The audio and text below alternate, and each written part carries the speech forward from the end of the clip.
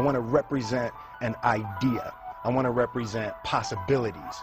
I want to represent the idea that you really can make what you want. I believe that I can create whatever I want to create.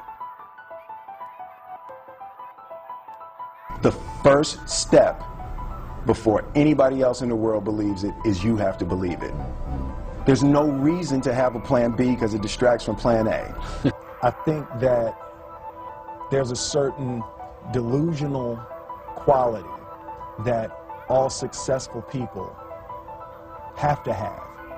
You have to believe that something different than what has happened for the last 50 million years of history. You have to believe that something different can happen. Confucius said, he who says he can and he who says he can't are both usually right. Being realistic is the most commonly traveled road to mediocrity. Why would you be realistic? What's the point of being realistic? Just put up a barrier. Yeah, I'm going to do it. It's done. It's already done. The second I decide it's done, it's already done. So now we just got to wait for y'all to see.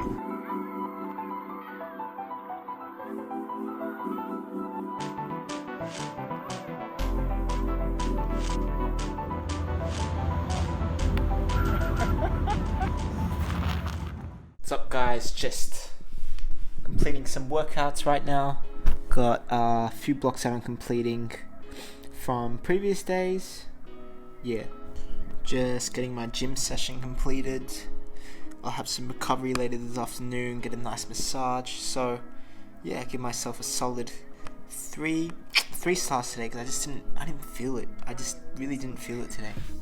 It's just one of these workouts sometimes that you get, you do everything right with your recovery, you do everything right with your sleeping, you do everything right with your eating, but something just happens where you get up in the morning, you feel groggy, you feel tired. That's how I felt today.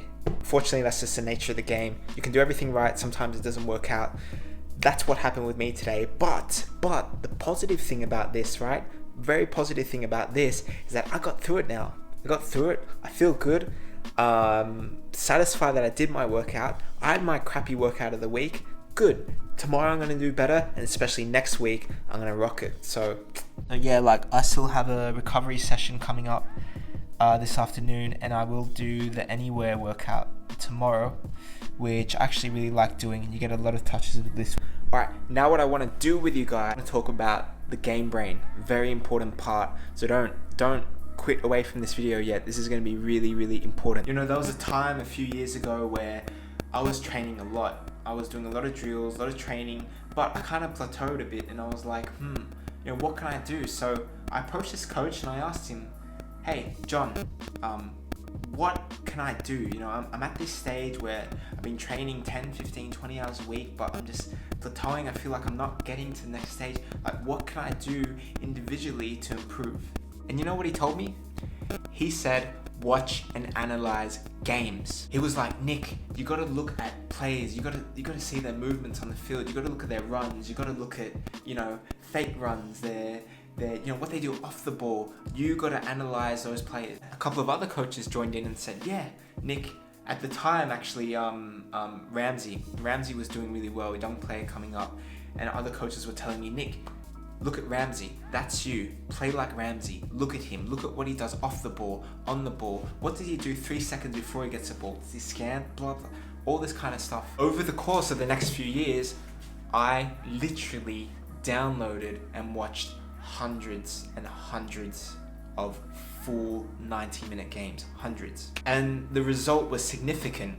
I was one of these players who was kind of hesitant on the ball, wasn't sure what to do. Decision making, I don't think was the biggest strength of my game. But after I started doing that stuff, after I started analyzing, mate, it started raining on me. The game brain part, I got smarter. Yeah, this was probably a bad analogy, but you get my point. I could really feel the difference on the field. When I looked at players like Frank Lampard and I saw how many times he scanned, how many times it's incredible. He was scanning so much. When I looked at world-class top players and looked at what they did 3, 5, 10 seconds before they got the ball to score or to shoot or to make a killer pass or to make a killer touch, everything changed for me. And that's why you guys would have seen in the screencast that I just showed that on Effective there is a place called the Game Brain. Now, this is a shameless plug, but I'm only saying it because I believe in it so much. Listen, we work with English Premier League analysts. Like, I believed in this stuff so much. That's why I'm paying, Effective is paying analysts from clubs like Stoke City, right? There's an English Football Association analyst. He looks after the England national teams. He does analysis for them. These guys, right, guys, these guys are scouting the potential stars of the future.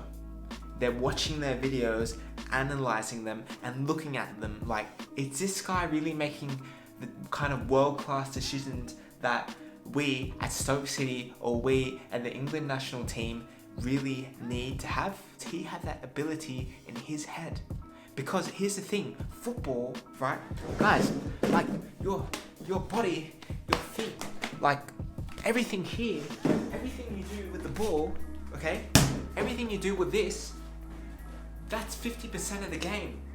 It's all great if I can have great control, or I can touch it great. Like if I have a great first touch, that's all good. That's all good. But that's only like half of your game. It's only half of your game. It's only half of your game. It's good if you have this stuff, but it's about here. Like, what do you do when you get the ball? What do you do when you make that great first touch? What do you do? This all comes down to decision making. This is the game brain. This is intelligence, guys.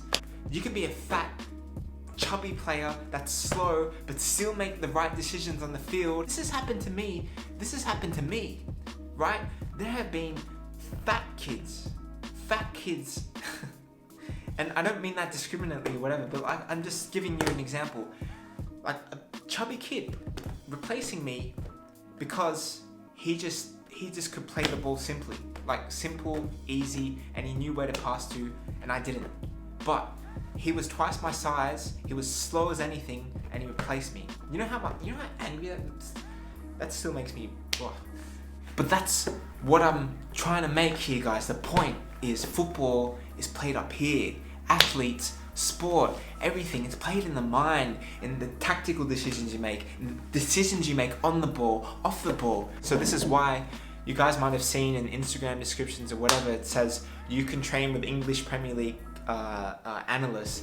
And I know a lot of you think to yourself, man, BS, Nick doesn't know anyone in the Premier League. But what I'm telling you is that it's actually not true. It's true. It's true. Because I believed in it so much, I actually went out a year or two ago. I approached these analysts and I said, hey, I know a lot of kids that could benefit from your analysis. Could you please make exclusive videos for us telling us about like how many times Frank Lampard scans before he gets the ball? How should you defend 1v1 situations? When should you go forward as a fullback? And when should you, when should you stay behind? These kind of things. So yeah, guys, if you want to act upon that right now while watching this video, and you should do it now because otherwise you'll regret it later, there is a link in the description below that will give you a free game brain, free intelligence training. Also, today actually, because this will be posted on Sunday, in what is probably a few hours time after posting this video, there's a webinar with a Stoke City analyst. You can see the description and register for that below.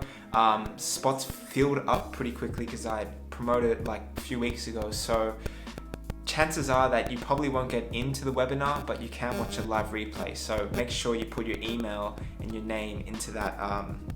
Otherwise, guys, that's what I want to stress the importance of. You have to be doing training drills and exercise if you want to take it to the next level. That's no doubt about it. What too many players neglect is this side, and that's what I wanted to preach today. Sit, like, watch matches and make sure you're always developing this side, because this is what is just as important as your feet and your body and everything like that. The thing about game brain is like, and analyzing matches, is that it took me a long time to understand what kind of things I should look for, what kind of runs I should be seeing, what kind of movements I should be seeing. And the great thing about the game brain now is that you got these analysts that work at top clubs, and they literally show you exactly what kind of things you should look for. So definitely ineffective.